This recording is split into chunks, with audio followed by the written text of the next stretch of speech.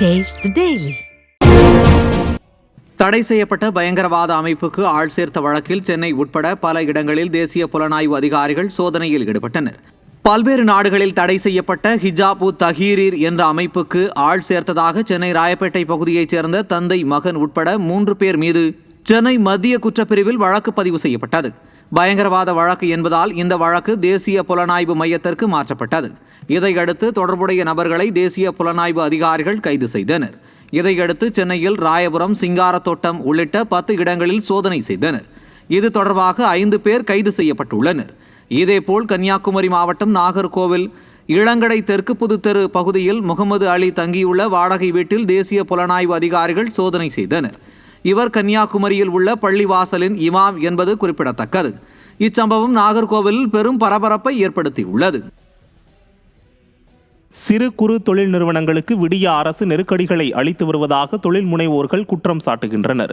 கடந்த 2 மாதமாக 18 கிலோ வாட்ஸுக்கு குறைவாக பயன்படுத்தும் தொழில் நிறுவனங்களில் பவர் ஃபேக்ட் அளவீட்டிற்கான மென்பொருள் மாற்றத்தை எந்த முன்னெச்சரிக்கையும் இல்லாமல் கொண்டு வந்து 150% முதல் 200% வரை அபராதம் விதித்து வருவதாக தொழில் முனைவோர் கூட்டமைப்பின் சார்பாக கோவை மாவட்ட மின்வாரிய அலுவலகத்தில் புகார் அளிக்கப்பட்டது.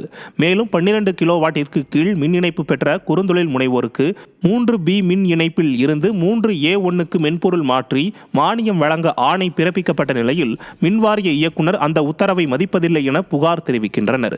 பொம்மை முதல்வரின் நிர்வாக திறமையின்மையால் அவரது உத்தரவை அதிகாரிகள் மதிக்காமல் சிறு குறு தொழில் முனைவோர்களை வஞ்சித்து வருவதாக தொழில் முனைவோர்கள் குற்றம் சாட்டுகின்றனர். சமீப காலமாக மின்சார வாரியத்தினால் குறு சிறு தொழில் கடுமையாக பாதித்து வருகின்றன. அதற்கு இந்த மின்சார வாரியம் இந்த தொழில் முனைவர் மேல் தொடர்ந்து சுமைகளை வைத்து வருவதால் தொழில் நடத்துகின்றவர்கள் தொழில் நடத்த முடியாத அளவுக்கு, அது குறிப்பாக குறுந்தொழில்கள் தடைப்பட்டு கொண்டிருக்கின்றன. இதிலிருந்து பாதுகாக்க வேண்டும் என்கின்ற கோரிக்கை முன்வைத்து நாங்கள் தொடர்ந்து வலியுறுத்தி வருகின்ற வேளையிலே இப்பொழுது திடீரென்று பவர் ஃபேக்ட் என்ற அடிப்படையில் 18 கிலோவாட்டு கீழ் மின்சாரத்தை பயன்படுத்துகிற தொழில் முனைவோர்களுக்கு மின்சாரத்தை அதிகமாக வேஸ்டேஜ் செய்கிறோம் என்ற அடிப்படையில் 3000 ரூபா மின் கட்டணத்தை செலுத்தியவர்களுக்கு 6000 ரூபா அபராத தொகை என்று விதித்து கடந்த 2 மாதமாக பல லட்சம் ரூபாய்களை இந்த குறுந்தொழில் முனைவோரிடத்தில் இந்த மின்சார வாரியம் வசூல் செய்து கொண்டிருக்கிறது. இது பெரிய அதிர்ச்சியை தொழில் முனைவோர்களுக்கு எங்களுக்கு ஏற்படுத்தியிருக்கின்றன. சாதாரணமாக மாதத்துக்கு ஒரு 15,000 ரூபாய் 20,000 ரூபாய்க்கு தன் மிஷினரி ஓட்டி சம்பாதிக்கின்ற ஒரு தொழில் முனைவோன் இந்த மின்சாரத்துக்கு அபராதமாக அதிலிருந்து கிட்டத்தட்ட 200% கட்டணத்தை கட்டுகிற அளவுக்கு இந்த கட்டணத்தை இந்த அபராதத்தை விதித்து வசூலித்து கொண்டிருப்பதை தடுத்து நிறுத்த வேண்டும் என்ற கோரிக்கையோடு இந்த தொழில் அமைப்புகள் நாங்கள் ஒன்று கூடி வந்திருக்கிறோம். சென்னை அசோக் நகர் அரசு பெண்கள் மேல்நிலைப்பள்ளி தலைமை ஆசிரியர் தமிழரசியை பணியிடை மாற்றம் செய்த விடியா திமுக அரசை கண்டித்து தமிழகத்தில் பல்வேறு மாவட்டங்களில் ஆசிரியர்கள் ஆர்ப்பாட்டத்தில் ஈடுபட்டனர்.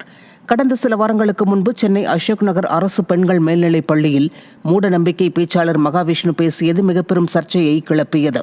இந்த விவகாரத்தில் தலைமை ஆசிரியர் தமிழரசி பணியிடை மாற்றம் செய்யப்பட்டார். இந்நிலையில் உரிய விசாரணை நடத்தாமல் தலைமை ஆசிரியர் பணியிட மாற்றம் செய்யப்பட்டது தவறு என கூறி சென்னை எழும்பூரில் உள்ள முதன்மை கல்வி அலுவலகம் முன்பு தமிழ்நாடு மேல்நிலைப்பள்ளி தலைமை ஆசிரியர்கள் சங்கத்தினர் கருப்பு பட்டை அணிந்து ஆர்ப்பாட்டத்தில் ஈடுபட்டனர். இதேபோன்று தஞ்சாவூர், வேலூர் மாவட்டம் சத்துவாச்சாரி, தூத்துக்குடி, கரூர், அரியலூர், செங்கல்பட்டு, மயிலாடுதுறை ஆகிய பகுதிகளில் தலைமை ஆசிரியர்கள் கருப்பு பட்டை அணிந்து ஆர்ப்பாட்டத்தில் ஈடுபட்டனர். தமிழ்நாடு மேல்நிலைப் பள்ளி தமிழரசு கழகம் வாழியவே. தமிழக அரசே பள்ளி கல்வித்துறையே ஆசிரியர்களை பழிவாங்காதே. தமிழக அரசே பள்ளி கல்வித்துறையே ஏன் இந்த ஆர்ப்பாட்டம்? கண்டித்த ஆர்ப்பாட்டம்.